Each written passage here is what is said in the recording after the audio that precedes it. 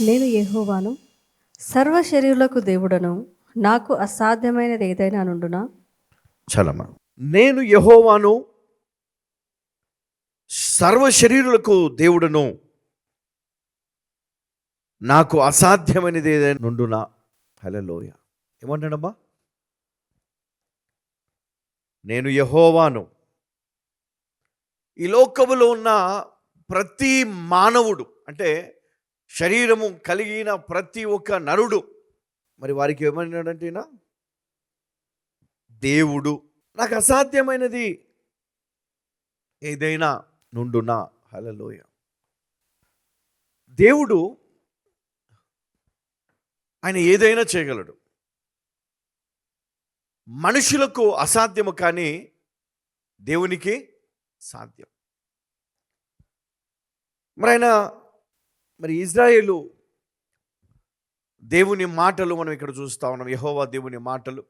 ఈ లోకములో ఉన్నటువంటి ప్రతి మానవాళి ఏదో ఒక సమస్యలో చిక్కుకొని, ఏదో ఒక బాధలో చిక్కుకొని ఈరోజు దేవుని ఆశ్రయిస్తున్నాం. మనం ఏ సమస్య అయినా ఉండొచ్చు మనకి. ఇక్కడ దేవునికి అసాధ్యమైనది ఏది లేదు. సర్వ శరీరులకు నేను దేవుడు అని అంటున్నాడు. అంటే ఈ లోకంలో పుట్టిన ప్రతి ఒక్కరికి ఆయనే దేవుడు అని తెలియజేస్తా ఉన్నాడు. ఆయన అందరికీ దేవుడైనప్పుడు ఆయన అంటున్నమాట, నాకు అసాధ్యమైనది ఏదైనా ఉన్నదా? హల్లెలూయా. నుండునా? నాకు అసాధ్యమైనది ఏదైనా ఉన్నదా? ఏది లేదు. ఎందుకు ఇంకా మనము బాధపడాలా? అసాధ్యమైనది ఏది లేదు దేవునికి. అంటే నువ్వు ఆశ్రయించే దేవునికి, నువ్వు ఆరాధించే దేవునికి, నువ్వు నమ్మిన దేవునికి అసాధ్యమైనది ఏది లేదంట. ఆయన ఏదైనా చేయగలడు. He can do anything, any time, anywhere. Hallelujah. ఆయన ఎప్పుడైనా ఎక్కడైనా ఆయన ఈ అద్భుతాన్ని చేయగలడు. కానీ మనలో ఏమి కొదువ ఉన్నదండి? విశ్వాసం. ఈ అద్భుతాలు దేనికి నిదర్శనం అంటే, దేవుడు ఉన్నాడు అని చెప్పడానికి ఈ అద్భుతాలు నిదర్శనం. దేవుడు ఉన్నాడు అని చెప్పడానికి మనం ప్రార్థనలు చేసేటప్పుడు మన అద్భుతాన్ని చూసి మనము మన జీవితాన్ని మార్చుకుంటాం. కానీ దేవుని వైపు మనం తిరగాలని నేను జ్ఞాపకము చేస్తూ ఉన్నాను. చూడు, అందుకనే పరిశుద్ధ గ్రంథం సెలవిస్తూ ఉంది, నేను యెహోవాను, సర్వ శరీరులకు దేవుడను, నాకు అసాధ్యమైనది ఏదైనా నుండునా. అంటే మనం దేవుని ఆశ్రయించినప్పుడు, దేవుని మనం ఘనపరిచినప్పుడు, దేవుడు మనకు సహాయం చేయాలనుకుంటే అది ఎలాంటి సమస్య అయినా సరే దాన్ని దేవుడు మన కోసం తప్పకుండా చేస్తాడు. హల్లెలూయా. యోహాను సువార్త 2:11. గలిలయలోని కానాలో యేసు ఈ మొదటి సూచక క్రియను చేసి తన మహిమను బయలుపరచెను. అందువలన ఆయన శిష్యులు ఆయన యందు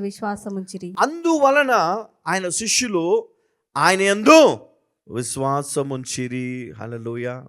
ఈ అద్భుతాలు విశ్వాసాన్ని బలపరుస్తాయండి. ఇప్పుడు కొంతమంది ఏమంటారంటే అద్భుతాలకు వ్యతిరేకంగా మాట్లాడుతూ ఉంటారు. కానీ అద్భుతాలు ఏం చేస్తాయంటే విశ్వాసాన్ని బలపరుస్తాయి. యేసుక్రీస్తును తన శిష్యులు విశ్వసించడానికి కారణం ఏంటంటే అద్భుతాలు. హల్లెలూయా.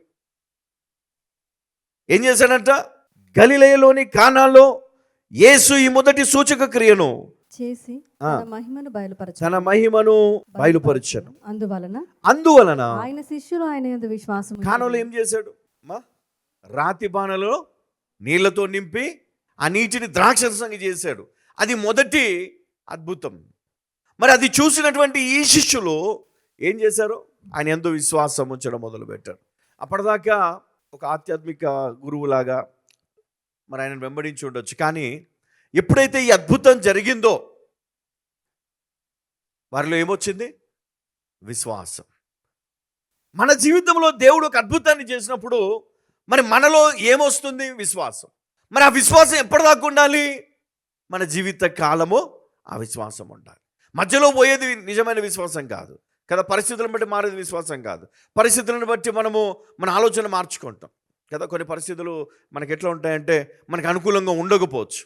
ఎవరో వ్యక్తి వల్ల మన విశ్వాసాన్ని పాటు చేసుకో. ఇది నిజమైనటువంటి విశ్వాసం కాదు. నిజమైన విశ్వాసం ఎట్లా? నీకు దేవునికి మధ్యలో. హల్లెలూయా. ఎవరికి? నీకు దేవునికి మధ్యలో ఆ విశ్వాసం అనేది ఒక చక్కటి బంధం. అది ఆ విశ్వాసమును బట్టి మరి నీవు ఆయనను ఆరాధిస్తా ఉన్నావు. అదేవిధంగా నీ విశ్వాసం భార్య భర్తల మధ్యలో కావచ్చు, లేకపోతే తల్లిదండ్రుల పిల్లల మధ్యలో కావచ్చు, గురువు మరి సంఘము మధ్యలో కావచ్చు. ఏముండాలి? విశ్వాసం.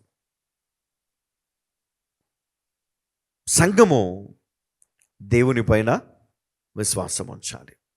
అప్పుడు వారి జీవితంలో దేవుడు ఏం చేయగలడండి?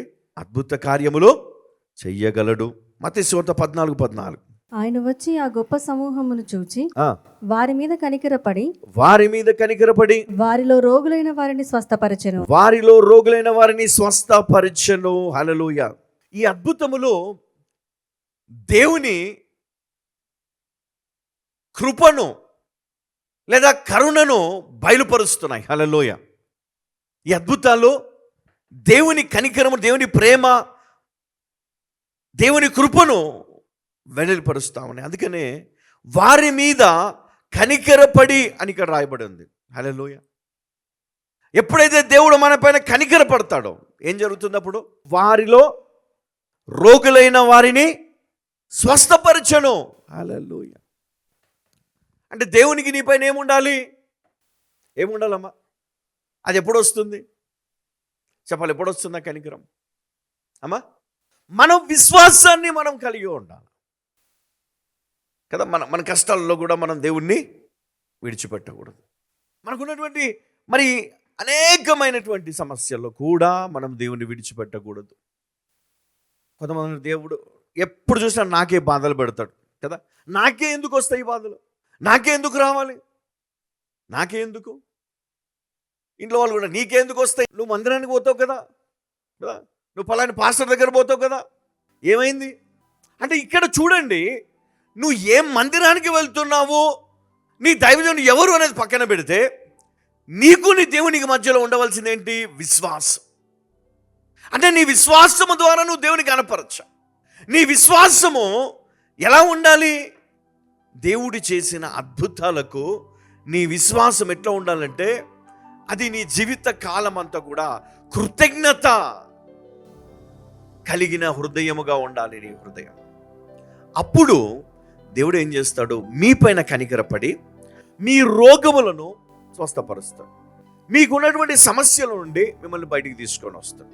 దేవునికి అసాధ్యమైనది ఏది లేదు అని మరి ఆయన చెప్తా ఉన్నాడు కదా. నాకు అసాధ్యమైనది ఏదైనా ఉన్నదా? ఆయనకు అసాధ్యమైనది ఏది లేదంట. హల్లెలూయా.